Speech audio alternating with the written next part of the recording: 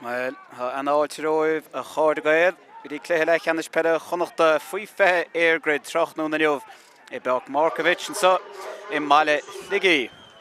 And so Théablam, Pháirc agus an aimse go bra doing Tráchtaire an Céaadaoin a bhí ann níos lua baidte léthe faoin drá seo. Gaoch lága séide an taobh chléige dín taobh eis mar chéan sibh ní mar an do gaoch a háling agus an rion fós a mód Tráchtaire.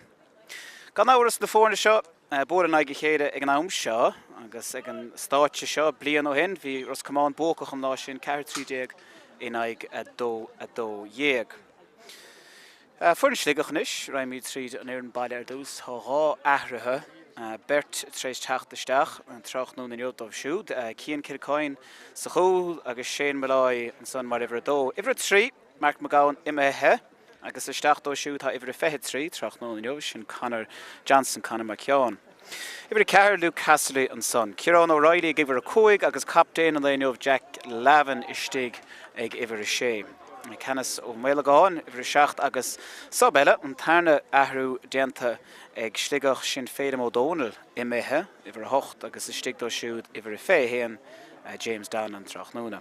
Joseph O'Ginnig ifre nai, ifre de Matt Henry, Aingeagón Smith, dóig Dylan Branach, trídeag Luke Marn, cairdeag Lee Daignan agus cúideag Jack David.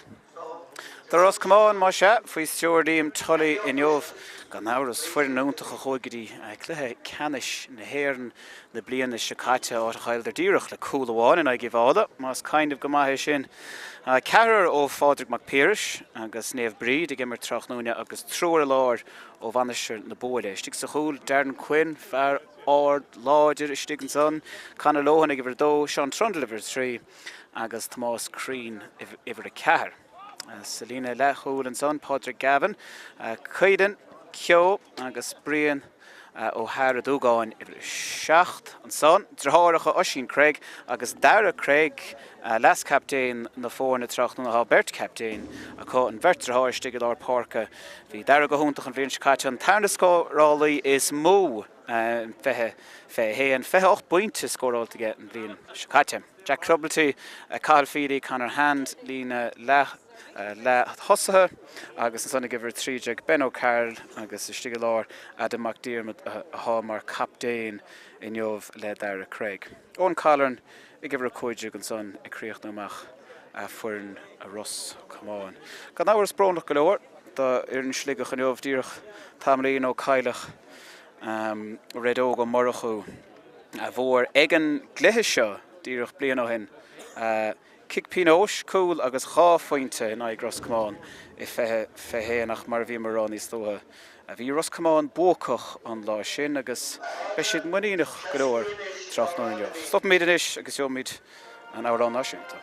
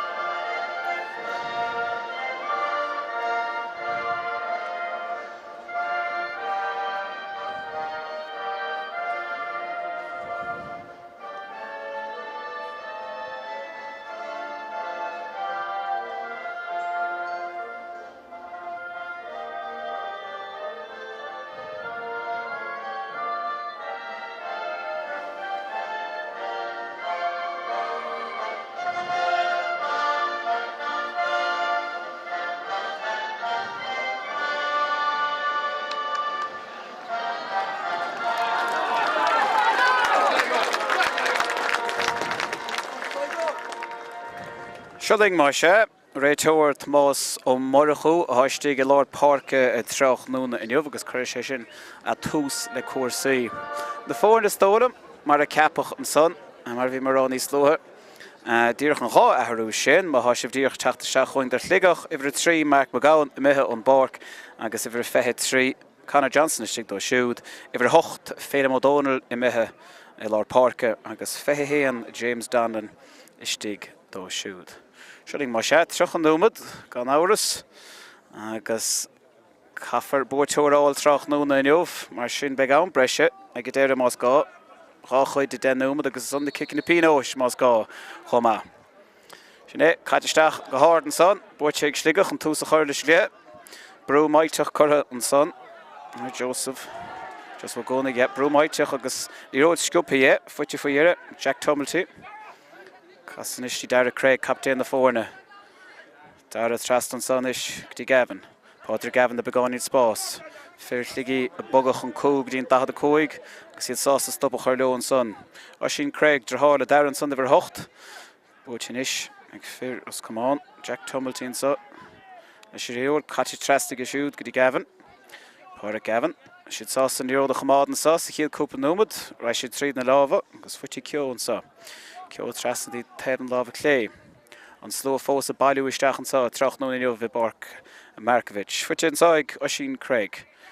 Spás fuiti choríist, Brian ó Hara dúgáin an son, le séad ní roide, i bri seacht. Fuiti is go Carl, ó Carl brásás de scór na hógáil. An naú imróir a smú le scór na blian scaite agus gan áras blian eile fágige. Seo é Conor hand, Conor leis an cos clé, ach díirech an taobh clé an son. Díirech ar an post a stón, an bhí seanna chón gurach an son. Ich heb maint an háit an so, gur sé him a ar an tras ná, ach díirech an taobh clé. Kilcoin an son is, agus deis ag Sligeach beidir líróda im siú. Agus dodach an tosig. Began in reward an son agus ima haar cheann Dylan Bernach an son.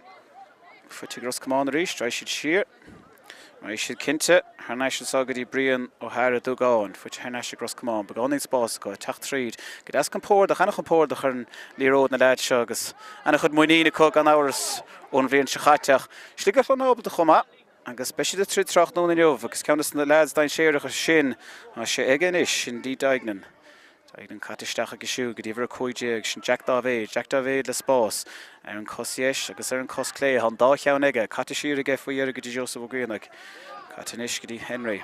Fuite ag faoiar Hannes ó mar a gáin, ceann das caitisteach ag Henry, fuite náis ag Henry le spás, Henry tógach blocáta síos, agus genta go dlecha chomá, tuc ag Ros Comáin amach, trí Tumilty. Tumilty trasna dí ó Hara dúgáin. Deis ag Henry an son. Ní raibh mór an os a chóir amach, seach is fearr amháin, agus gan áras Sligeach. Dain séireach go leor, ábal a brise tríd, go das éas gan son. Bei sé tapig a brise amach, bei Ros Comáin sás an líród a bhfuilú síos agus an líród sin a chamád Tráchtaire inniuh, anach an pórdach ar an líród na leids óga seo. Agus anach chud taithí có gimbert le chéad, mar bhí mar an son, cehar ó fáidir mar Pearse, Cearóin éh bríd agus tróir ó bhainisteir na bóil agus anahannig na lads. Mark tóg an son, tóg go chomá. Chuig mar sin roints de clí imrí na hana féin. Há lads braábalt an Mark sin a hógan taobh an dahad a cóig agus genta go húntaach an uair sin ag ón Callaran. Ón, sin cos clé, haar an tras ná an chiad fointe de ón Callaran agus an chiad fointe Tráchtaire inniuh agus é fuite ag bóchalí Ros Comáin. Kilcoin is, ag amach úntacha go bhhair seo, tá spáint ríiste géibh ach begáin róáda sin an tairna bhauta. Begáin ar bhí seach, ima Harris Casserly an son, agus tuci bóchalí Ros Comáin a ríist. Anna is go teach tríd an son, agus líród fuite faoiar an so ag David, Jack David, caitisteach leis an darn, Smith le spás, spit á lorug. An spás a lorug aige, níl cúil a lorug aige fós, sásta, deis a hógant, an tríú deis ag Ros Comáin Tráchtaire inniuh. Ach an ceann sin Catar Yesh ag Peile. Sin rá ceann an is ar fóríd ag bóchalí Ros Comáin. Ach bhí deis cúil ag Sligeach, híos ar a déobh eile. Ní nach cúpa núma de mithe going sa, ceir núma de mithe Tráchtaire, fós anna loch. Fuite go das éas gá kick amach mailteach an son ag Kilcoin, fuite ag Danan caitisteach aige agus spás an is fuite ag bhar héin sin Smith a casa, caitisteach ag siúd go dtí David le spás, tóga trasna, caite trasna ó begáin roiisiir an son. Thóg sin iirecht, íon sé iirecht lí daigh na aim siú an son. Ach ní raibh an darn sin ag airt a bhí an réitheoir Tomás Murphy sásta scoile leis i gceann sin agus deis a thart a Sligeach sin an tarna deis. An is de bhóchalí ligi cúla aim siú, beag Ros Comáin ar dhéigean tíanamh an sonnach an cúl. Ach tóga siad deis puinte aim siú. An chiad iirecht má sé, ag Buachlí Sligeach agus é sin tóga go deas éasca go héin. Owen Smith and son is a géad fointe de Sligeach. Pointe bháin, naig pointe eile cóignú man dimman sa I Pháirc Markievicz.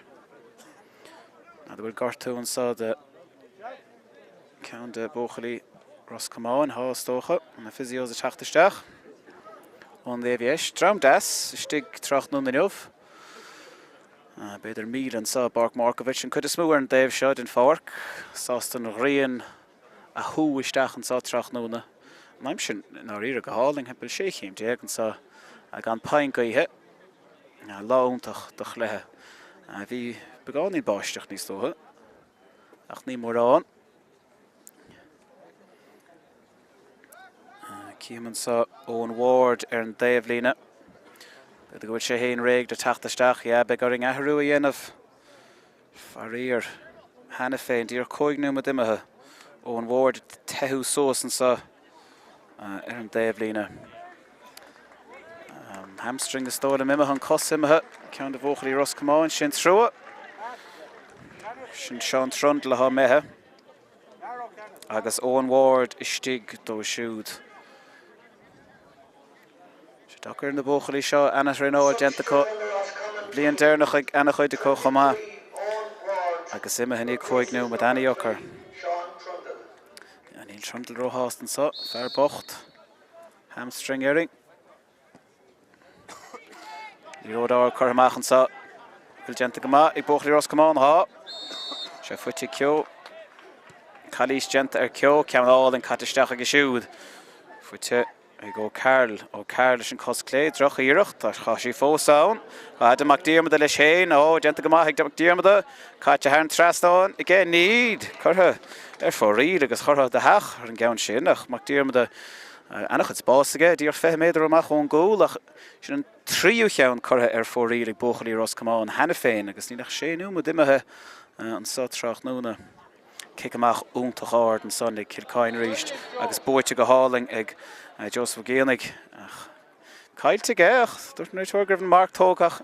Lean sé ráig leis, catisteach go háling an sa ó thar ceann I bhfuil tríide ag mairn an sa nach begáinín róada. Sin tríúna cehrú ceann nach chuiristeach ag Sligeach begáinín róada. Siad nervhíseach go leor beidir na marca chortha te fíordan ní ród. Reint batún mai sé, nach trí ceann chortha fóríd ag Ros Comáin. Beidir go met na Buachlí an Dave lína gíre go muireach siad síos cuasaí gintóis siad dodí síos sin an tríú kick amach imethe thar ceann. Buachalóg man sa agus droch kick an son. Henry imethe thar an lína. Bishop, well, where isce agus beag réitóirí gíre go socroch na leid síos. Sgan imróí sé gart, imróí úntacha mohan son, Tráchtaire ná siad lán ábalta. Ceann go héin ná feartha díocht sé Tráchtaire an son Owen Ward. Agus ceann eile ná gan áras a sin Craig. Tráthir le, Dara. Bert Tráthir a gimmert leir Párcaí chéide. Dara a bhí go hóntach an bblion caite agus an éireann seo dul cho fada le Párc Chrócaí do Leathcheannais faoi fethe na héireann bhí sé go hóntach ar an lá chomá ach Pháirc bhí an deise go sean fearr héin an isiste sin ní ród. Dara Craig. Denta go maith faoi éire fuite tumultí leis agus yes tóga go háling ag Jack tumultí an ciad fointe fuite go siúd Tráchtaire in neomh há fointenis ag Ros Comáin pointe bháin ag Sligeach. Kilcain is kick amach a bhí róada tóga ige mar sin ten an ceann gear an uair seo agus fain se cheaptaíon héin Jack Lavin sin is ag Bernach. Dyn Bernach catisteach ag agadi Joseph Géanig. Joseph Géanig catisteach ag siúdí Henry. Henry caristeach ag a róada bhí se lorg mar na stig. Chimime thar cheann Buachlí Sligeach ríist agus tucha ag Ros Comáin be Ros Comáin breásásta lei sin agus muidir siad síos cuasaí raibh siad tríd hand leis lí ród. Hand agus brálós a go bhfear seo neart spásós a chóirimach. Chur sé trasna go dtí callan le pointe hena féin. Fuitinis ag Macdiarmada leis a cos clé agus cé go chur sé ceann ar fóríd sa chiad cóignúmad a fuite an uair seo an chiad fointe gan Leathcheannais Tráchtaire in neomh. 3 fointenis Ros Comáin, pointe bháin ag Sligeach. Ceann gear a ríist tóca an Kilcoin fuite captain the fórna Jack Lavin. Be go Ros Comáin dhégan tí enamh chuna sin is stoppa. Cur a catisteach go hálainn Eirgrid Smith. Tá pointig Smith hena féinach. Ní ó sé iirecht an uair seo, mar dinta go má ag Ros Comáin líróid sin a bhailiú ha fear breise tóca coch an cúl. Bhí rá deis ag Sligeach ar chúl sa chiad cúig númad mar sé an sweeper tóca ar náis ag Ros Comáin. Nach dinta go hangis an son ag Peile. Sligeach cúlú. Tuca siad an uair seo. Trí didn't. Bernach. Dina Bernach. Dinta go háling aige. Lós lastrach a go bhar seo. Dinta go háling fósig Bernach. Bernach leis an cos yes. Dinta go háling ag Bernach. Dilly Bernach. Dinta go hanamh aige. Lós lastrach a go bhar seo. Tumultí probal a chomach. Níor tumultí ábal a breir. Seanna bhahan san. 3 pointe mar sé ag 8 pointe seo a bhuachlí Ros Comáin. Ros Comáin a dul gear an uair seo, begáinín brú curtha ar lóhanach sé brábalta. Ra sé siar an sa. Ros Comáin an bhfuilú sios tríd Gavin. So go dtí Craig ó sin Craig. Stachtí coil Carl leis Peile. Fuitin is faoiire. Ag Carl, Ben ó Carl a brábalta, Ben de Spás. A chéime isteach sa chúine, agus na Marca brú. Is dónn an go raibh lábhar chúl Ben ó Carl an son.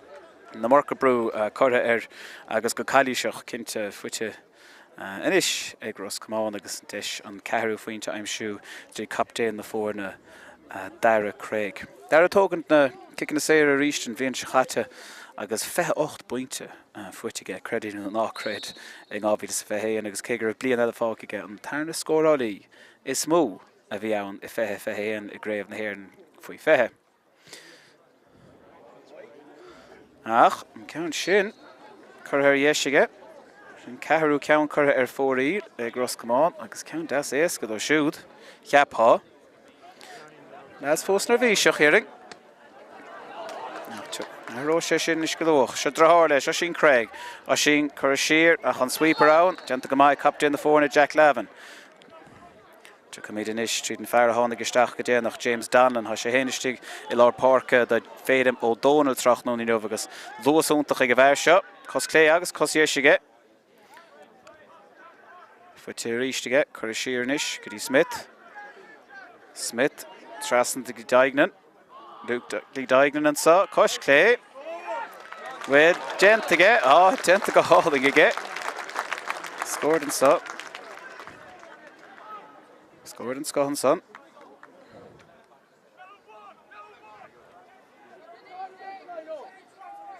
Pick up a man. Ceann fada. Briste sios de Ros Comáin. Ach, is fear ó Sligeach a Ceallaigh. Joseph ó Ciannig. Ní ród mór ard catisteach an son go dtí Smith. Genta go háling ag Smith. Agus Mark tóca go siúd, Mark taobh an dach a cóig, deis go siúd níos pointe eile aimsiú. Cos clé, ní léondan ar na postaí. Níl sé testáil. Tá sé bra ábalta. Pointe eile tóca má sé ag Smith. Agus Sligeach an tosa ganis. Ceir a fointe ag 3. Well, ahrú olmhór an son. Tá siad bócach a stigil lár Pháirc ach go háirithe. Cuinn ag lorug den éigen teach ní marrán a bog a ró. Genta go háling an son ag Craig. Craig cur isteach an sa. Agus fuite ar neis go siúd. Craig líród áling isteachtaí an cóine ha berta frach leis.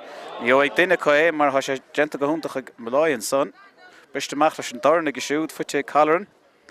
Callaran is an cos clé droch íirecht ach tite sí ísir ag deis ag McDiarmid a stólam. Callaigh genta McDiarmid a níl. Raim míad tríd hand. Canar hand. Leis a cos dhéis. Ach droch íirecht ag siúd an cúigiú ceann curtha ar fóraí inis ag Ros Comáin. 3 pointe có as 8 íirecht. Ní bheith na tosar ó hásta leis an taispántas go dtí sa. Hanna chud líróid ála có a cha denta go má chumá íon mbeáid úntach an son leis an darn teachtamach agus luas úntach aige. Beagnach go maiile Connacht titan sé go dtí Ros Comáin agus titan sé dtí dara Craobh ana chuid Tráchtaire tríd Craobh pasan úntacha chuthaige Tráchtaire inniu a fear taobh siúd sin tumultí li begáin Spás an doran catisteach agus siúd agus fear Ros Comáin is stig leis héin Craobh an chomá Craobh sin cos clé an domí beag tóg sé ríiste gloáilta sios gomá agus tucha sé isteach a lábha Cian Kilcoyne an son Cian Kilcoyne compórtach leis an íróideach droch kickach dent an son tumultí a ríist leis an banana kick agus cad sin mar scór ó tumultí Jack tumultí an tarna faointe scóráilta ag a siúd ach an áíre bhí se de ceart gomach níos fearr denta Cian Kilcoyne an son cha sé macha go dtí cear Ros Comáin a bhí a frach leis chur ana chud brú héin le leid seo fós nar bhí seach cúpla troch smaointí tóga có cha sé luach fós nílach sé cúig nó déag sé nó déag imethe sa chiad leach an ciad cearú críoch na mar se ag an áras ní léon bhrise isceann a héile ní sé teistáil ní sé róthe Tráchtaire ní rohach Tá mar rud ag amach deis ag de banistóirí leabhar leis an nád sa bheith ana chud le rá có mar ha botún ín beag denta consás an súdach ní mar an de botún denta go bhhair seo Matt Henry go dtí seo Lós úntach ag Matt a teach tríd Matt is cos dhéis ach chutha díireach an déhhéis ag Matt an sánach bhí denta go maithe ag ribh sin díireach an críoch chutha múige Bhí tumultí te fér tumultí achá Tráchtaire inmh inil ag go bhhair seo taobhling ní mar anna bharcáil chomá mar sin há sé séir agus há stig go sásta chomád séir ach ní chóir go meach mar gáfointe fuitige go dtí seo Ní rós fuite ag Ros Comáin agus fuite ag Canar Lóhan an sa Lóhan teasna dí sin Craig á sin de Spás tumultí taobh leis ach raig á sin é héin brú chuthair ach denta go maithe fuitin is ag dráir á sin dara teach tríd dara chun den éag leireg níl sé mar sé leis an dáin dína dráthir agus tóg go hálaí ag dráthir ach stoppa agus críochna an son ag Adamach díormada well bhí sábháil úntach dent an son ag Kilcoyne ach bhí mac díormada ann bhí an bheirt Craobh ann chomach an críoch a chur leis bhí sé sin cruáilach go leor mar bhí denta go maithe ach fear Ros Comáin na tacht I daunta olmhór a trúracha dara Craobh a hostaige sin Craobh taobh leis mac díormada an son a leis an íireacht ag deire agus cúil agus pointinis fuite ag an lechaptéin Adamach díormada. Bhín cúisina testála Ros Comáin. Cabhrá sé sin go mór an a rasís an sa taobh le menahása sé gceann sin agus spreaga sé sin na tosathe a bhí ciún go dtí seo ón callar na tachtanis blokáilta síos a begáin áard an son nach imrómid roiig is tódam imrómid roiig agus an fearr leis an gúil ribh seo Adamach díormada agus pointe ag an uair seo cúil agus cháfointinis ag Leathcheannais na fórna Adamach díormada Sligeach dul go as ceabhair a ríist bhí deis ag Sligeach áchúil aimsú go dtí seo agus tá siad brábalta Tá trúir an tosa go chuin ag trúir idir méid Henry sásta sinna chuirteach an denta go maithe chomá fuitigh Dávéid Jack Dávéid le Spás bhfuil Cailís gentar Tá an réiteoir a scuil de sin immert ach man an airíonn deo tucha sé neis ní léon vantáist an son agus tucha mí neis agus lí daignan is le deis pointe aimsú de Sligeach é seo testáil bhtha go géir mar cúil agus cháchúlín scóráilta an son ag Ros Comáin taobhstigte ráú tríú mu den áíre an demáistear fad beag mar denta ag Adamach díormada an pointe úntaach sin ó tumultí ar dús agus cóscóir idir na fórna agus an son cúil agus pointe ó Adamach díormada agus pointe ag testáil agus pointe tóga agus tóga go maith an son ag daignan ón gás dhéis cúil idir na fórna mar sé bhí sé sinna testáil go géir bhtha cinnte feithinú mit methe déanú mit le dálan sa an chiad lech cic amach teachtó cuin denta go háling an son ag Gavin denta go háling ige chur isteachnis go dtí Ben O'Carroll Ben O'Carroll brab de scór aimsú Cool agus 10 pointe fuitige an bhíonn caite. Ben O'Carroll leis a giad íireacht an jobh.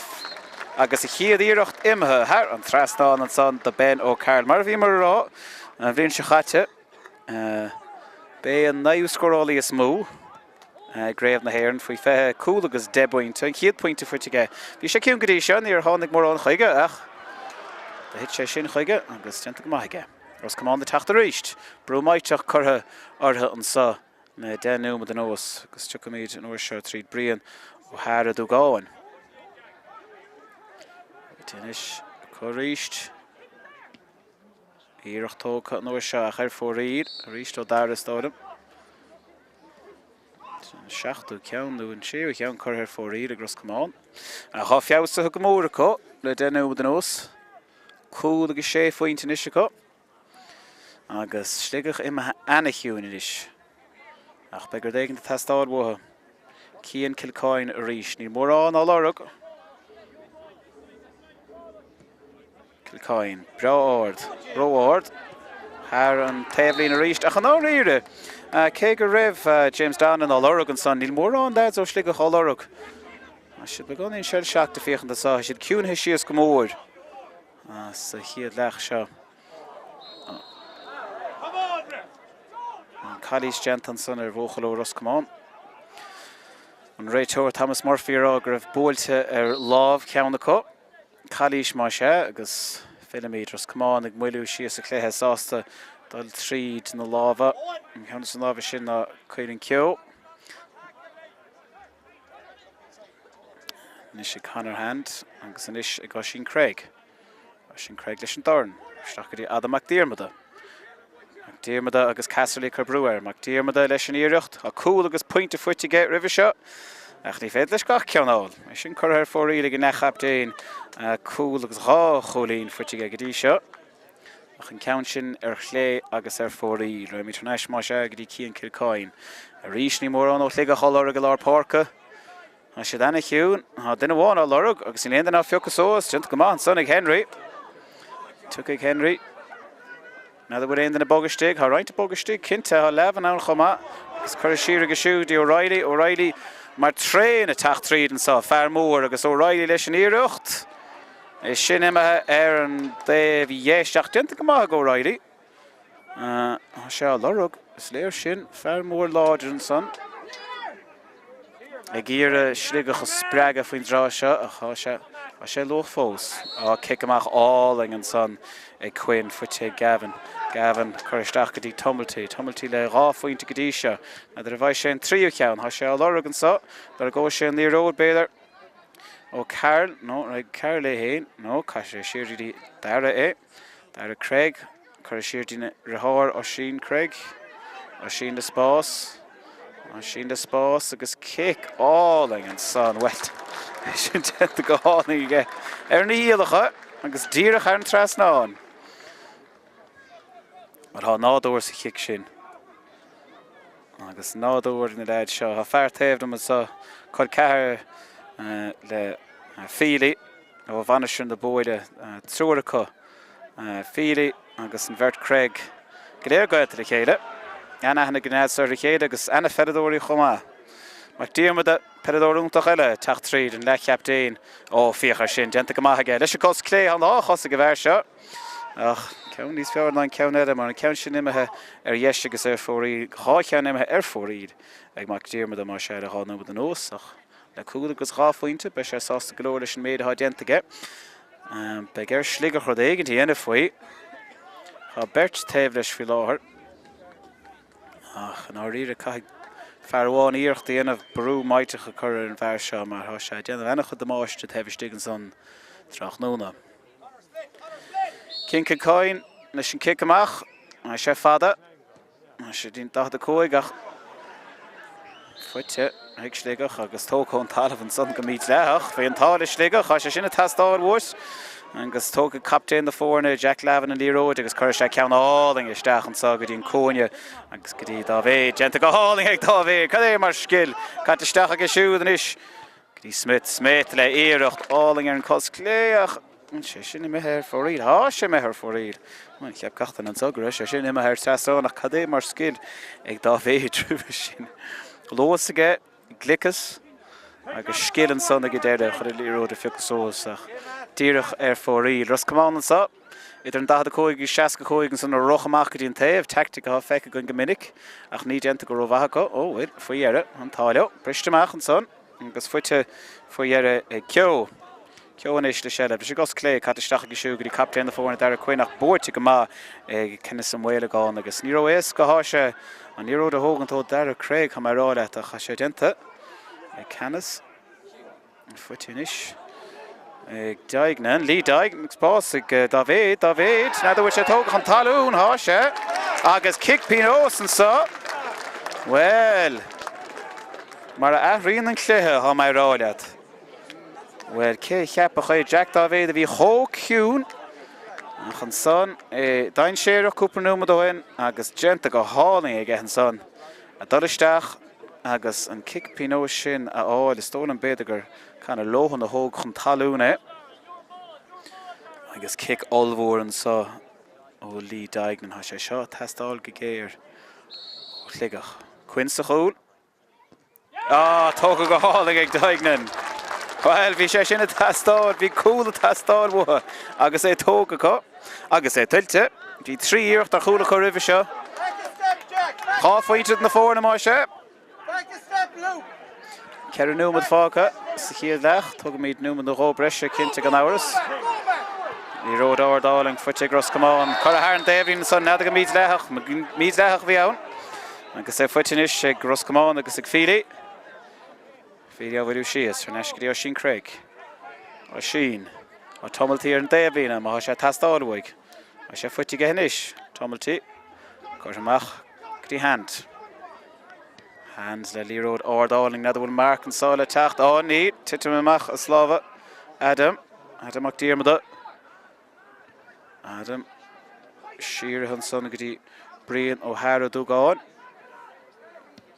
íirecht olmhór go siú de brise ar dhéis ní léon den ann seachas bóchal ó Sligeach agus fuite go siúd dun brnachas tólam Didí Bernach los mailteach ag bhhair seo, a sé ciúna heile denú den os ach tuag sé ríist. An taú leis na cúlathe, Joseph ó cíannig inis. Ó cíannig campórdach ar níród. Cíannig siar. Fuitinis ag Dili. Didí Bernach. Cramach dín Daimhlína. O'Reilly an sa. Kieran O'Reilly, Coristeach aige, Gadas an son, Dio Cíannig. Níl Ros Comáin obaltí de stoppa, sé begáin roias gur bhóchalí Sligeach. Agus Owen Smith is sé ród, a sé de current brewer tef mud an dí an sa. Ach ní féidir brewer chuir sin roiad amach ach curtha ar héamh na lábh deise faoihearre ag Sligeach. Tóga begáin tapig an son. A có agus curtha ar fóríd. Héana cóig má sé, na chéana seach, Ros Comáin fós chun tosaigh go chá faointe go héin. A rís ní mór an do chuach ann. Chán a ghrian a tacht amachchan is agus is tócha gur sé isteach ar chúlbáire Ros Comáin níos múna aon trám eile. Beidir gur sé isteach ar chúlbáire Sligeach sa tarna lech, mar a siadal na luí. Sligeach an éis a tacht, an uair seo tríd Daignan. Daignan tras a grí Marn. Marn a grí Henry le begáin spás. Henry ar an cos clé. Bhfuil deanta go maithige ní ar fóríd níos ó Henry. Sin ceanna a curtha ar fóríd go siúd. Os sin ó flein sa Daimhlín agus sin. Mar bhí mar an son drochaíocht ag Henry agus tócha amach begáin Craobh ach sin in Ceallaigh going sin tríú ceirceang ar fóríd. Bhí deanta go maithige. Bhí spásáling fuite géach. Just caithfar na pointí sin a scóráir ag léthe mar seo. Agus iad curtha ar fórín má sé, Tá os sin ó flein, iste go bhfuir 90 do Sligeach.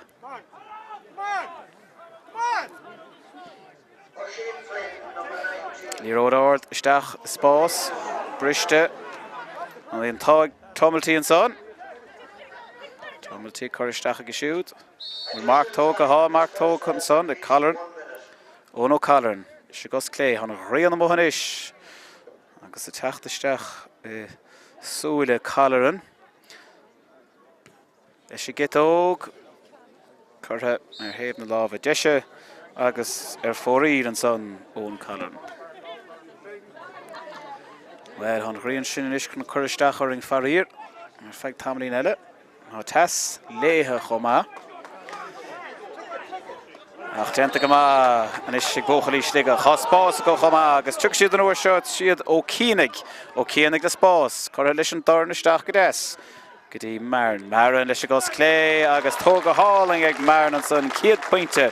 Fuirte ag Luke Marin Tráchtaire. Pointe idir na fórne. Pointe idir na fórne. An rian sin stig in súile Darren Quinn an son. Curtha sé isteach ar.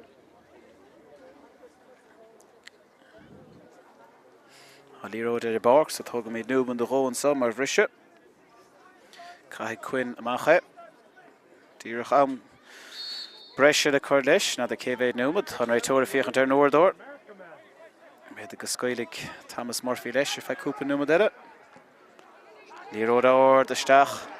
Tóga hálaí a captain na fórna Jack Lavin. Bhfuil puinte eile in Sligeach agus cóscóir den na fórna béidir idir isteach ag letham. I suppose Jack and so. Owen Smith le ceann maiteach allmhór chur díreach an trasnáin. Sin rud a bhí ó tastáil ó Sligeach agus teacht ó Owen Smith. I denta go húntaach tríú ceir faointe fuite ag Owen Smith sa chiad leach seo a faíoch agus cadé mar scór ceann mór áard bhí sé tastáil agus déine sé sin difriocht allmhór do bhóchalí Sligeach. Agus iad a isteach an so ag letham an adóg séite ag Tomás ó Morachú.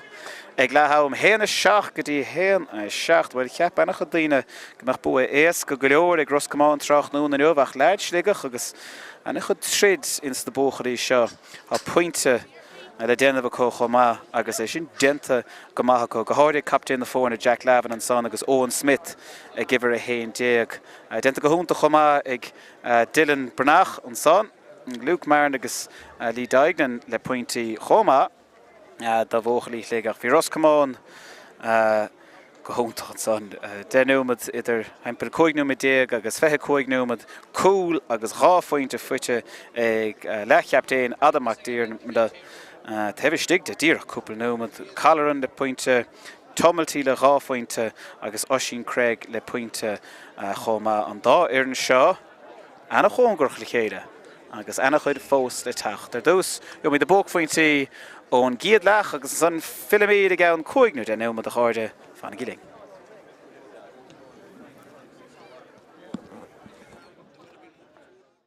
Ara Craig denta go maithe faoi éire fuirte Tumulty leis agus yes tóca go háling ag Jack Tumulty an ciad fointe trasna go dtí Callaran le pointe hena féin fuirte níos ag McDiarmid leis agus Clé agus cé go chuir sé ceann ar fóríd sa ciad 5 númad Lós lastracha go bhar seo. Denta go háling fós ag Brnach leis an cos yes denta go háling ag Brnach. Smith trasna ag Leathcheannais. Luke Leathcheannais an sa cos Clé. Well, denta go háiróideach droch a kickach denta an son Tumulty a ríist leis an banana kick agus cad sin mar scór ó Tumulty. Jack teach tríd.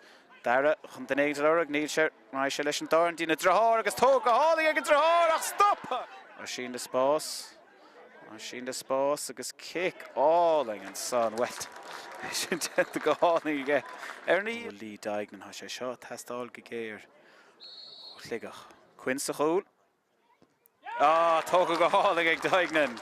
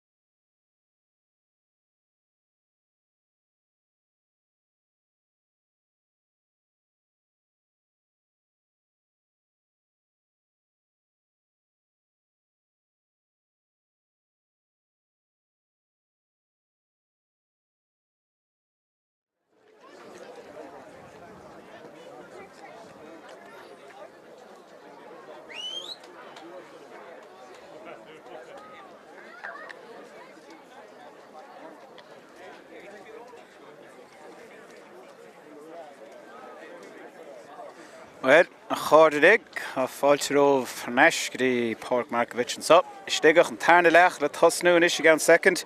An Iród Markievicz I lábha Tomás ó Marachú. Co-scór an so.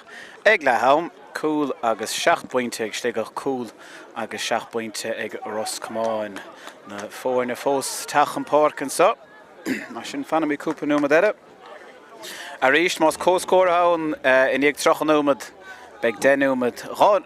Leach de ránúmad an breise agus kickin na pinóisteach. Tá leach fada ó sargóirimach ribh sin agus mí tús leis le Joseph ó Ceallaigh, Joseph de Spás. Joseph tógamach san immert béidir. No, an roi tuairsásta go leor sin, ní cadí se bhíann dinta go mar se ag Conor Lohan. Ros Comáin an is agus lábh chur a Harú Róling Jack ní he ach caidan ceoin son. Agus tóghead caidan neiscití darn Cuin. Cuin catamach go dtín cúine go siúd. Agus Spás agus Luas ag bóchaí Ros Comáin ceanna chuna Pádraig Gavin. Pádraig go lurig níos mó Spás ná sin ach a sé sásta pass a hart agus tar sé an pass trasatí caithal Peile. Peile trasatí an tevid in Pháirc. Hail choing an sa go dtí Brian O'Hara dógáin agus siar go dtí tomultí le ráfointe sa hiad leach. Ní mór bharcáil a bhí á dhéanamh aige agus dochar bharcáil mar inilige agus a lorug ríist. Teach tríd Conor hand agus chuirmach go dtí an taobh go dtí Oisín Craig. Oisín Craig le seilbh na Róide agus chur ag siúd go dtí Conor hand. Sligeach mar dhéon má sé sa chiaadach cumála siad na Róid. Daint séar go leor sonnach compórtach leis an Iróid bóchaí Ros Comáin bhí ar an 6 fáin géadan Iróid acu in san chiad leach.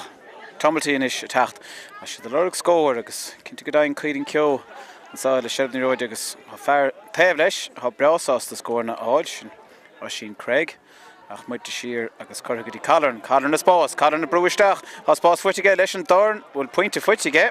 Tá, ganta go maith gón Callan. Thug sé seilbh na Róide Harrise air, bhrise tríd agus pointe áling tóga leis an dorn ag ón Callan. Pointe an tasig an son, Ros Comáin héna 8, Sligeach héan a 7 agus cían Circáin an is leis an ghrian ina chúla le ceann mór áard. A lorug Joseph ó Ceallaigh ach níl sé fuitige há cadís gent an son daignan. Brú chora, no. Malatar scéad a haun. Cadís gent aige, fuitin is agus raimí tríd lábha Jack Tumulty le Spás. Chur trasna go siú go dtí Conor hand. Conor hand a lorug begáin Spás chun seaata hógantach chur trasna go dtí Ben ó Carlhá lá nábal a pointí am siú. Siar dtí Tumulty ríist. An nuair se ró ísin mar bhí denta ag Sligeach isteach sa chúil sin sa chiad leach ró ísin an son ó Tumulty. Begur chunnégant an fearsin fiúchasós mar háise an an séirecha. Ceirnú cógíireach tóga agus cháfuinte fuitige go dtí seo.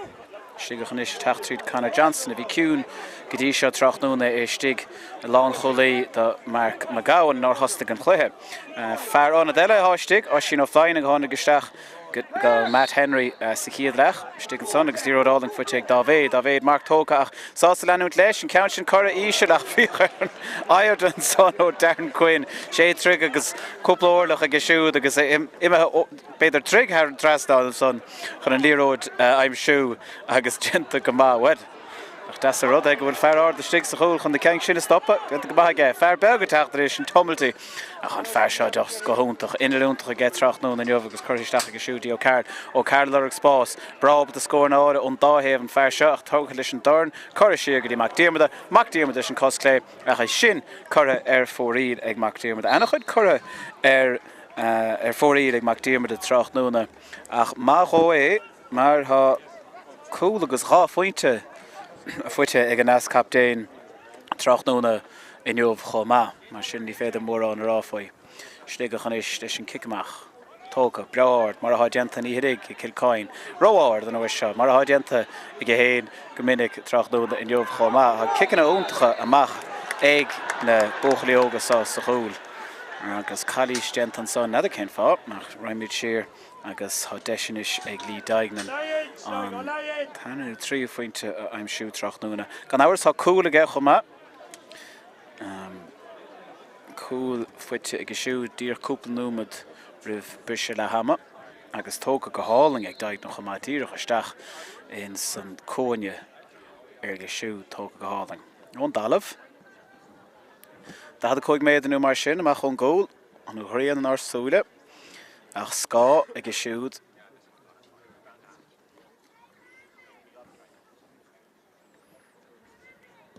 da gin bra ord ach head an lábh deise stólam sin fóríl an son. Agus go mór fóríl chomá hen na hocht die hen na seacht fós Ros Comáin pointe an tostig an sa I Pháirc Markievicz Tráchtaire in Jobh. Dus mar alles Cluiche Leathcheannais siúl Tráchtaire in Jobh. Jo met de score na dhéobhanis gan nuamad ach raimid tríd an pasáiste seir dós agus an líróid ag Jack David. Cur isteach ag Jack go háling isteach go Ón Smith a casa. Cur siar go siúdí an fearrán a sin ó flying. Fuitinis fuiere ag ó céannig leis an cosieis tó go háling ag ó céannig agus an ciad fointe fuite go siúd Tráchtaire in Jobh testáil ó Sligeach agus cóscóir a ríist idir na fór na seo agus níd an chiadúir in Jobh agus níd ólam grabéis sin an nó dhearnach ach na rid. Siosaf ó céannig mar se le pointe áling. Brú choranis brian ó hóra dogan ach ní héin bhrú chó Har sé fuite go má ag cuid an ceo agus cur trasna go siúd go dtí Pháirc gavan an líne lechúr go léir dal tríd na lábha an sa. Mana siad siase, tríd Crín chur amach go dtí an Cluiche sin Connacht lóhan. Nis ag ceo ríist. Agus Ros Comáin brasásta dal go des máil sos na Pháirce, tríd fílí an uair seo agus líróid áil an chur isteach go dtí an cóine agus fearrá lorg agus na fear sin amach díormada. Anach a chur amach díormada chu sé anach an séireach. Déna sé gacha íirecht ceanna ach sé tóg amach ón cluiche. Beidir gur sé sin bogalóir ceapach rointíí an sathir déimhlína ach chalísteanta agus doran sunk tócha ag mac díormada an son a sé fósaíos leis. Agus cinnte cholamar an saithe fiúáin. Doran fuitige. Nis trundle nar hosnig istig fuiere. Sean trundle ní ha ach Mark McGowan istig nar hosnig da Sligeach. Sniver 3 agus Ciarán O'Reilly mehe an Pháirc sniver 5 da Sligeach. Ciarán O'Reilly mar se mo agus mar a chlosin sib an son. Mark McGowan nar hosnig istig fuiere is Conor Johnson a hosnig da Mark McGowan is stoha ach Mark istig fu lá. Ciarán O'Reilly jet íirecht sa chiad lech a dhéon se go má a bhí spregad thastáil ó Sligeach a gnáim agus é sin déanta go má. Fearrán eile teachtaisteach a bhir 7 an sa me dara ó Hennigan istig do cahal fílí. I bhir héinde go teacht ón Pháirc col cethir le Winter Craig istig dar Pháirc a cahal fílí am ón Pháirc agus dara Hennigan istig. Well, amach díormad dís fearr agus steis tócha an son ag dara Craig pointe a chur idir na fónaréis sin chiad pointe de dara Craig credin ó ná crede. Mar fein an lead seo beidir cóig scór gach cluiche de gnách mar dhéanaan fethe héin péisceide ach díor pointe bháin fuitige Tráchtaire in Jobh. Go maith an uair sin agus tuigh Ros Comáin ríist. Brú maidteach chur an son iver a cóig de Ros Comáin sin gavan ach an réitheoirsásta imar ráig leis agus genta go maith gavan níor stop sé. Fuite an fearrán a dara Hennigan a hadíir séis teachtaisteach agus chur trasnanis go dtí tomultí leis héin a ríist. Agus an fear seo brab a spásáim siú agus deis na hógan ach níos sé tócha sé fuite ag Craig agus Craig leis an gitóg an chiad fointe dír fuitige ach an tarna cheann curtha fóríl ag captéin le captéin na fórna dara Craig Tráchtaire in Jobh.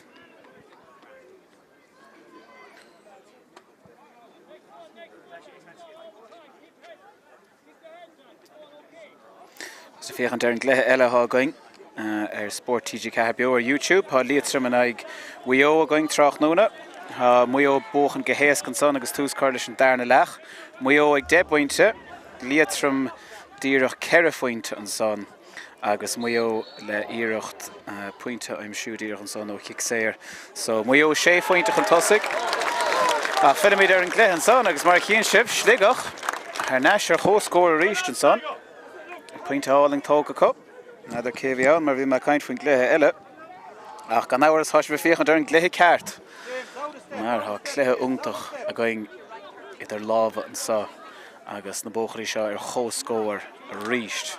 Ros Comáin. Teacht tríd láir na Pháirce, mar ha denta go minic. Agus í ród áling ísil choristeach ní a sweeper áin. Denta go má.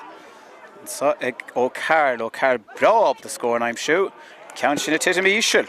A sé sin iníag tarlú go minic ag an cúil sin titan í ród go hísil sa láds another cén fá ach denta go minic stíthe.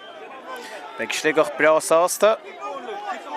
Mainter Peile Brásásta cha beagnach a méid chéan ó Ros Comáin is tigan sa Tráchtaire in Jobh agus gan áras fans den scáid na Rassís agus speisiid ag an dá crowd sásta a sé méid a feic chu Tráchtaire. Tuach méid an is tríd canas ó Méile gáin go háling ag siú tras na Pháirce.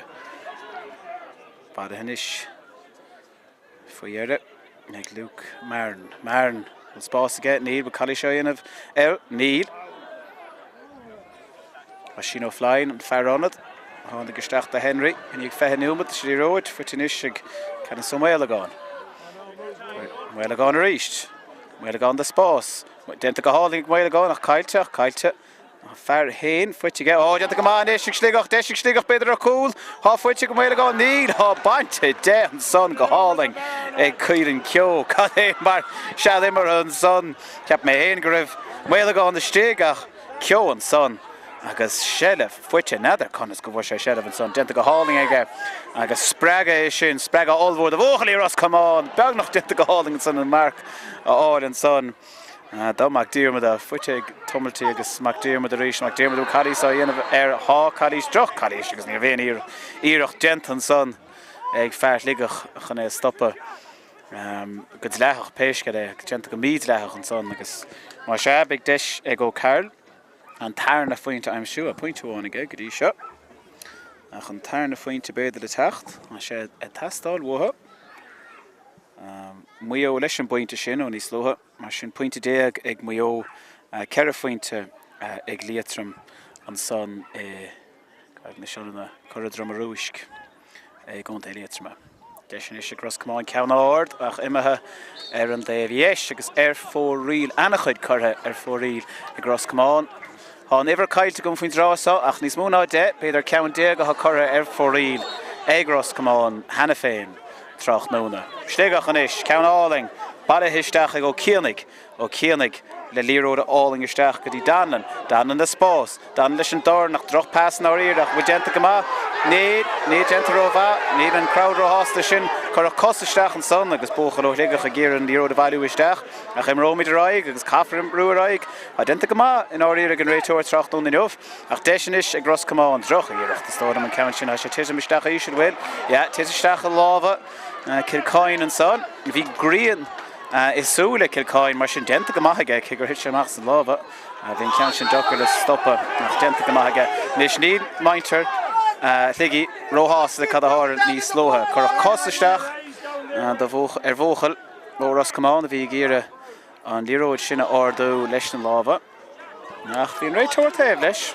ar níor an ráidibh so feic aige péisce é fidir míidir Conor Johnson an sá Conor róthir sós na Pháirce fuite ag James Dannan fearréile a thosnig déanach de Sligeach agus denta go hangise go siúd agus droch pás fuite inis ag Craig dar a Craig le brú chur chur siar dar an áling isteach í tumultí faoiar a duine ag de géir stoppa chu leis agus brú chutha a chá denta go maithaige fiochan na cosa a go bhhair seo agus tagann sé Tágann sé go fada leis an dahad cuaig chun sé trasna agus go háling dí os sin Craig os sin a lurg spás Tá Cadís genta im rómid raig is sin chur fór riad ach tucamid siar stólam don kick sé tucamid cinnte agus cé gúil sé sin chur fór riad ag os sin féidir míid ní mór an de bhaintáist an son a fearránach an teachtasteach an sáda Sligeach chomá sin ibre 16 sin Dylan McLaughlin isteach ag ibre 16 agus Luke Casterly dá Sligeach imeacht ón Pháirc an son. Dylan McLaughlin mar sé isteach de Luke Casterly ag ibre 4. Anna chud ahar denta das na cúlathe ag Ros Comáin ag Sligeach gan pardúnach há tosathe Ros Comáin anna bha anna lósacha anna chain séireach mar sin beidir go bhfuil just tuirseir na leid seo agus beáín tas atá chuing agus muid lár an Eirgrid an saoire beag nach ling agus sin curtha árdach fórír beidir tisim roisin no roard agus fórír an son droch íirecht eile ag dar Craig dír pointe bháin fuitige gadíise de Connacht tin siad son haar an spot a dómh a Connacht iad a dáil fórír agus beidir go bhfuil cóignú Ceallaigh curtha fórír nu a mó ag Ros Comáin hena féin agus díirech ag denú methe ingen so. Denta go háling an saig Sligeach agus ag ó cían brá lós a go bhar seo fear mór ach fear a brá aclí chomá má sin ó fláin is a tiitim ach denta go maithe ge láh maithe go bhar seo fuite go cían go spás ach tróró Ros Comáin heimpir go hena hapaig agus fuite go fláin ríist ó fláin is tras na gibhar 16 nó mhéileáin leis banana bhfuil denta ge an héadna a bhí deise stóram á Tá leabhann sé agus secondéir noch ifar fethe cethar is de Sligeach agus ahrú eile fethe cethar Gavin Duffy isteach go ifar fé an James Donlan a hosig de féad am ódóin is stig lár Pháirc ag amach ón Pháirc agus Gavin Duffy is stig mar sé. Donlan na mithe mar sé alla sé tiise mó san leid seo há tas maid chun agus ní réon stoppa lár Pháirc chun íring a ráideh anach a kicin amach Tráchtaire agus tá sé ana dhéana an sáir na leid in lár Pháirc le tasán chomá agus na midgís amó chomá ríthe agus an ihe tacht choing. Mar bhí leid rá an sá beag docrochtaí going má há an breise go háir an tarnaileach an breise nó má há kicin na pinóis mar ní réon sáilte going an sá I Bárc Markievicz. Ach le cúna dé an réon amó agus beag an réon fósling má hálíonn sé ach sé fós an loch héana na fórna chó scóir beag an Craobh an son stóram Tomás Crean fuitin is sé Gavin Padre Gavin le spás. Ros Comáin go as maul go sin Craig. Ní réon den á lorug tebh stig. Right Craig é héin a sé bre ábalta. Tógus siar agus tuag sé ríist trasna go dtí Gavin a ríist. Gavin leis an darn isteach go dtí Ben O'Carroll le pointúán go dtí seach an níos mú pointí le fáil a go bhar seo mar a háid diantaige na rábhlíon an os de sé bhfuin faoi fethe. Ní ród inis sé go an bhard há níag teachtaisteach. De Sean Trondra an dálah na sios an dálah Ros Comáin be gáinna ciúna denta go maithaigh hand agus Cáilís tócaige hand a brise tríd and no ní Cáilís bhíon son ggóin le ggólaigh denta go maithaigh hand tu go míid siar an sodí Craig le spás Craig leis an cosclé bhfuil denta go maithaigh stólam há go háling an son ag darda Craig well mar a bhí mar rá an tarna scórálaí is mó ón bhíon sicate ché gur blion eile fágaige fethe 8 pointe ag ifar an áid dar Craig an blion sicate agus Ros Comáin a dul cho fada le Pháirc a chrócaig is ciúnan go leor go dtí seo ach sa tarna lechan is rá fointe fuite ag an le chaptéin an sa agus tuna amach go bhfuil sé nú na 7 nú me an sa níos mó is go sa smaile i gí féoch an tarn am chlár an son agus deir sé libh fós anach chud am le dal. Sligeach le anach chud is na subs nach bhírán de stig hena féin beag lós a có foiineh a có agus ceantas de bóchaí sin beag nach tócaige meg na clochling ach siad Ros Comáin a há techt. Ní ródáling a trasna go dtí tomaltí déon den air. Tomaltí le séad an roid, tomaltí sástan pointe hógan há sé sástan pointe hógant agus an 3 pointe fuite Tráchtaire de Jack tomaltí a rís ní déon den air. sé bag noch daanta an fear seo a bhar gáid fiúil má hesan tú taobh leis. Ní léon bhatha saoin mar há sidestep an scóige. Agus bin sé mithe I róthar go minic. An 3 pointe fuite ag tomaltí dianta go hóntaach ag Tráchtaire inniuh. Gil cáin inis, lorug den éigen chun boga, há fir mhór is stig lár Pháirc ceanna chun an mhéileáin. Dianta go háling ag go mhéileáin faoi bhrú maiteach le Craig. Dianta go háling ag ríis an níróid a chahabhisteach. Sligeach a techt, lads á lorug tebh stig. Bhfuil dá bhéach an dul héin, níl dorn trasna, fuite inis ag an fear onad. Sin Gavin Duffy ach roiis an son brú maiteach chu an son ar an cúlbáide ag ifar an áid bhfuil Cáilís gentar Cáilís gentar. Well, dianta go maith ag ó cíannig chuir sé brú maiteach an son ar cuin.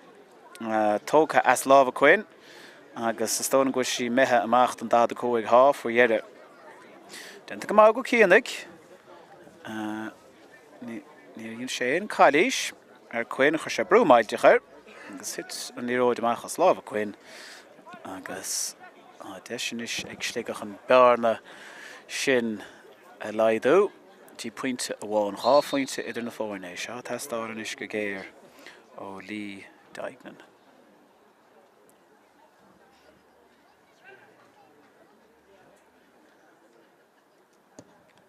Foine bhain, Genta go maige, há go háling. Díreach ar an spotadómh ó Daignan. Pointe bháin an is, iad an da fórne. 8-10 in methe, dyna amach.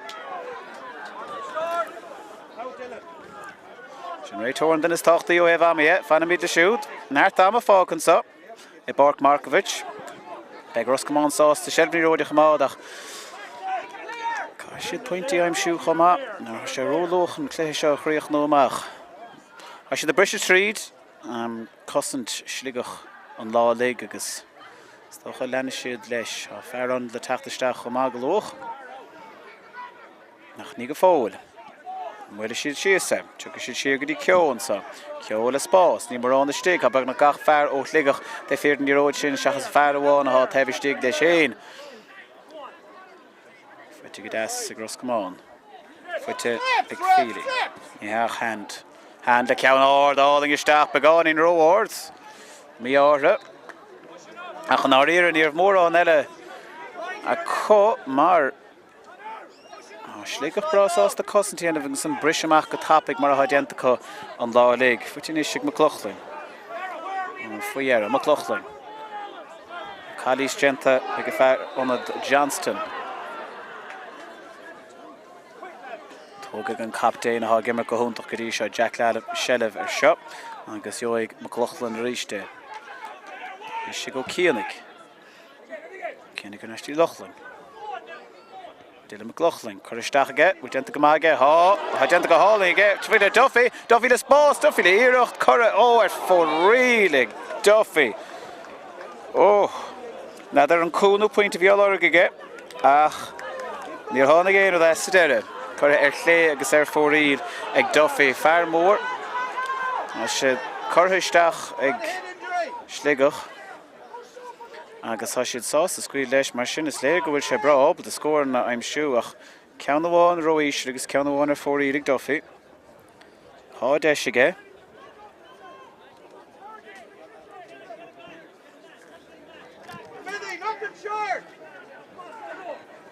Fear ó Ros Comáin híos an sa. An fáib leis an geann á gceist ach mar ómid síosa. Réitóir a gcónaí sásta stoppa chuir le Cléthe má ha éonaib mar seo agus sin genteag Tomás ó mar a chú Tráchtaire cím go bhfuil fé héan de Ros Comáin sin cormach ó réagáin ag teithú sós agus gan áhar tá sé an techt an Pháirce is ó réagáin is dám nó crín a ha methe. Ne, sin crín. Tá crín, Tomás crín imime ón Pháirc agus fé héan cormach ó réagáin istigh.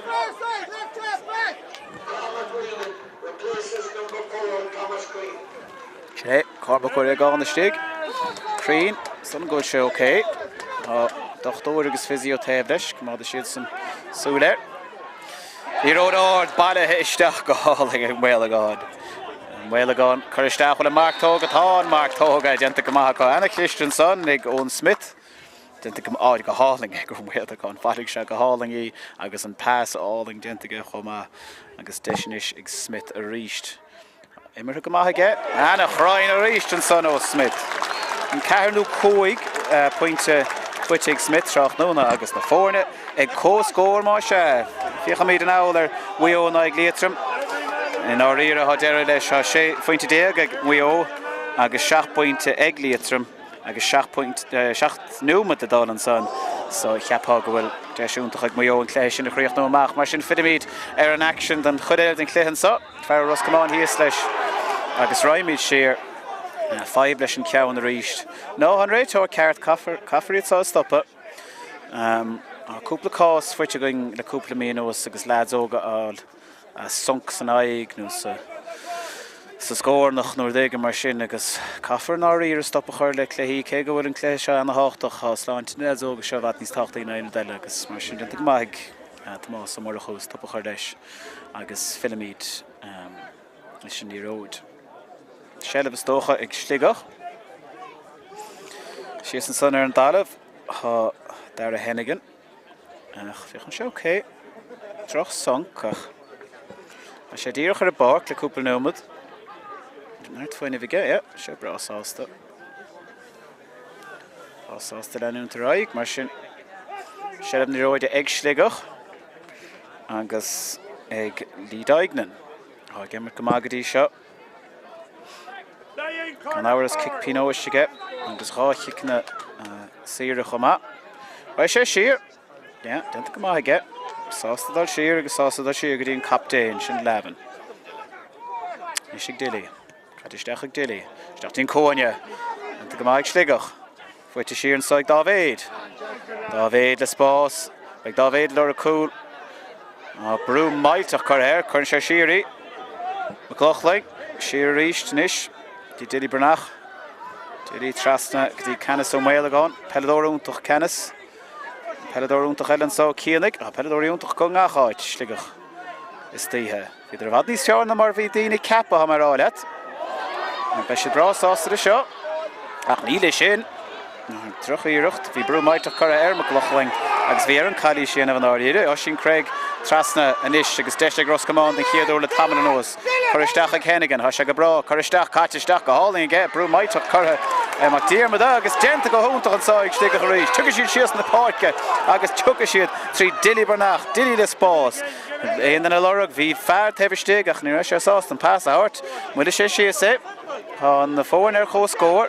Ní réon gáin droch pass a hort fin dráiseach. Ceallaigh ní roideach mád. Am hógant.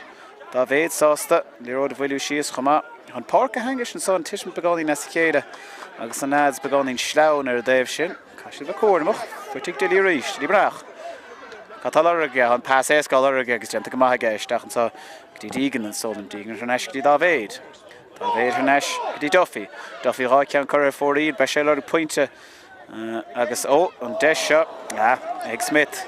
Well, hí Smith a gemmer go húntach go dtí seo. A bag noch an helicopter sin búiltige. Se chóirach míchraing, iwwer a fédóin is isteach do Ros Comáin sin Ceallaigh. Ceallaigh isteach. Fédó da iwwer a seacht sin brian ó dara dúgáin a bhí ciún in áíire sa chluthe. Is sin imethe ón Pháirc is agus Ceallaigh istig do Ros Comáin. Darn cuinan is brú mailtach ar ceann áard. Se lorgan fearrónad agus an fearrónad Ceallaigh fuitige an chiad sele fuite ag be sé brasásta le sin tíocha steach sa lábha fuite is ag chuidin ceó. Trasna go dtí Conor Hand. Conor agus spása go siúd agus spása go Ros Comáin agus spása go Pádraig Gavin. Far isteach go siúd fuite is ag bóchaí Ros Comáin á techt agus ceanna go ná Gavin a ríist bhfuil cadí sin ar Gavin níd. Deis tóca ag Craig. Craig Brabal the score and all of Tita shot. Begáin í siad agus begáin cear. Denta go háling.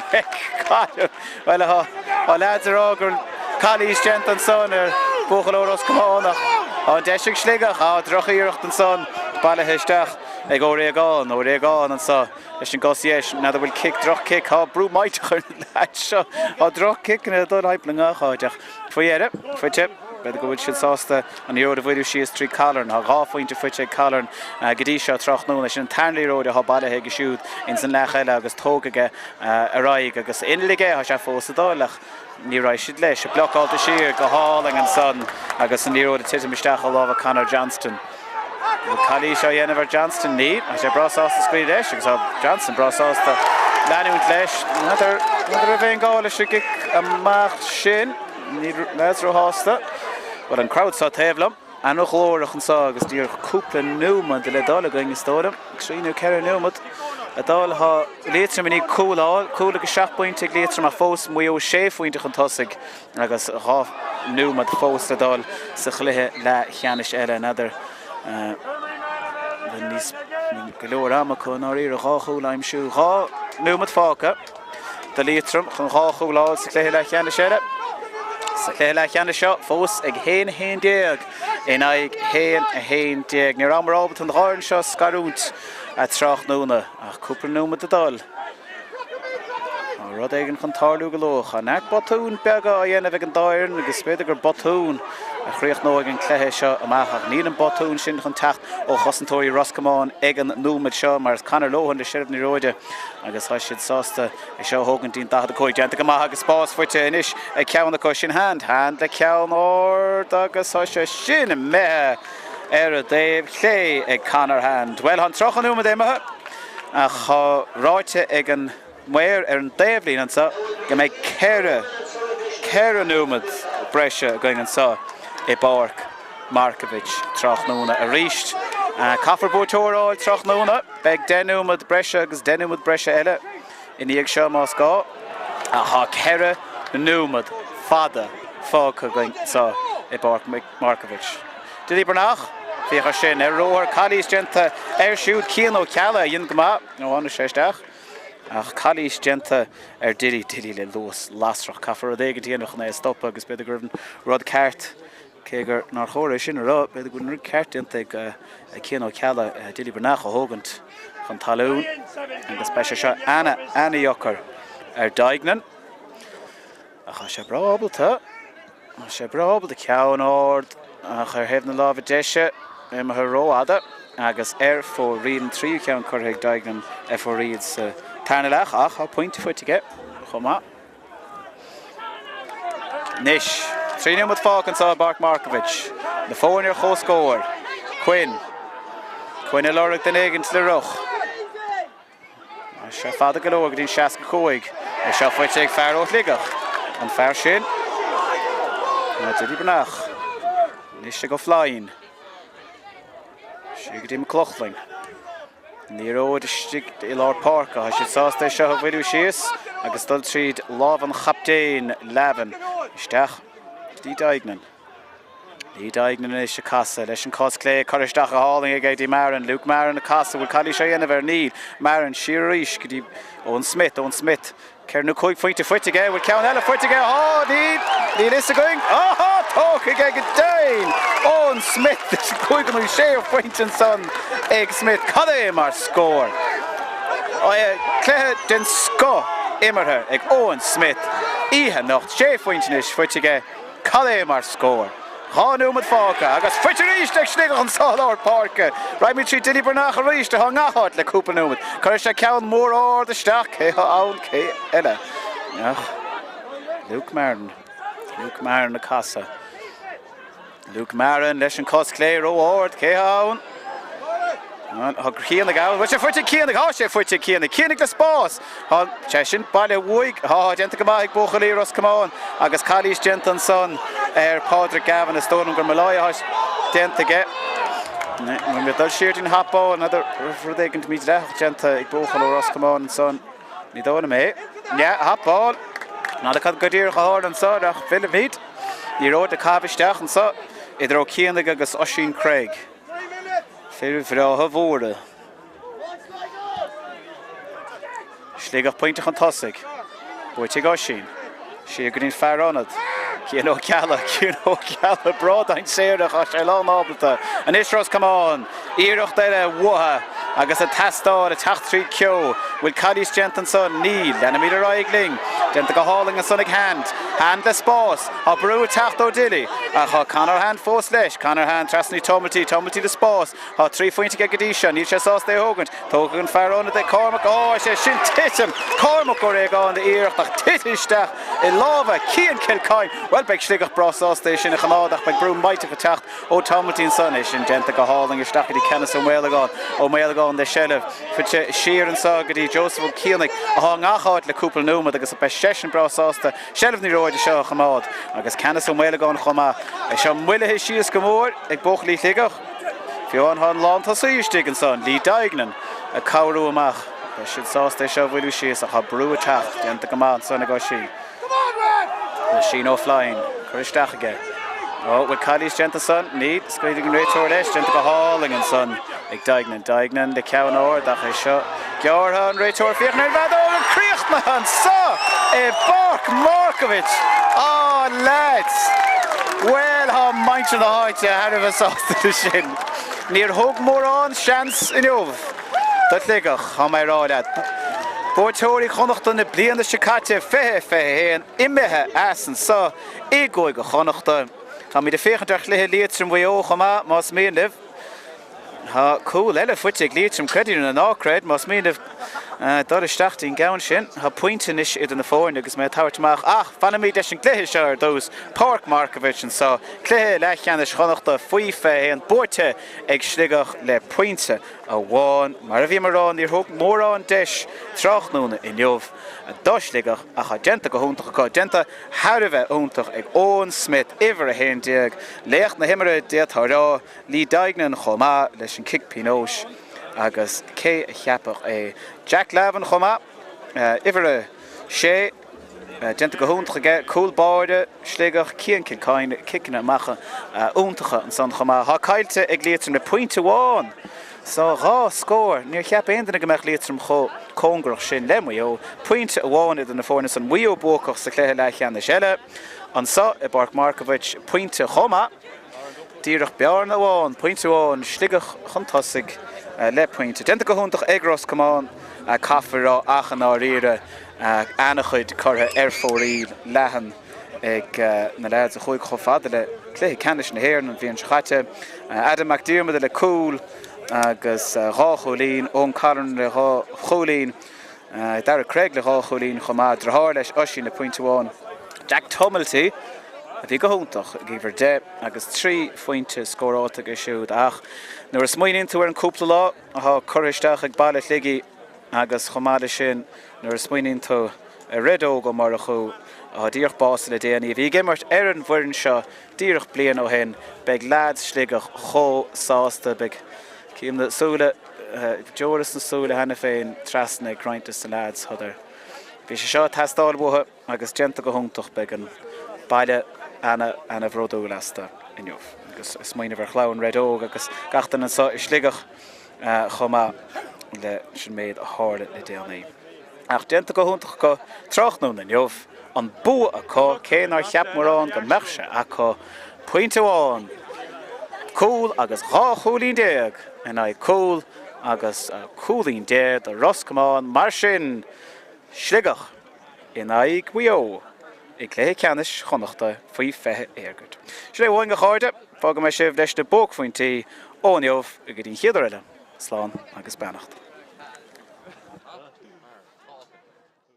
Ara Craig Denta go maith ag faoi éire fuirte Tumilty leis agus yes tóca go háling ag Jack Tumilty an cíad fointe trasna go dtí Caillan le pointe hena féin fuirte is ag McDiarmid leis agus clé agus cé go chuir se ceann ar fóiríd sa cíad chuignú lós lastracha go bhar seo Denta go háling fósaigh Bernach leis an cos yes denta go háling ag Bernach Smith trasna go Daignan Leathcheannais an sa cos clé Well, genta go háiróideach droch a kickach dentan son Tumilty a ríist leis an banana kick agus had sin mar scór ó Tumilty. Teach tríd. Dara chun den éidir org níl sé mai sé leis an darn dína drathir agus tóg go hálaí ag an drathir ach stoppa. Ar sin de spás agus kick áling an son wet. Sin genta go hálaí ige. Ní Rídáignan ha sé seo tastáil go géir.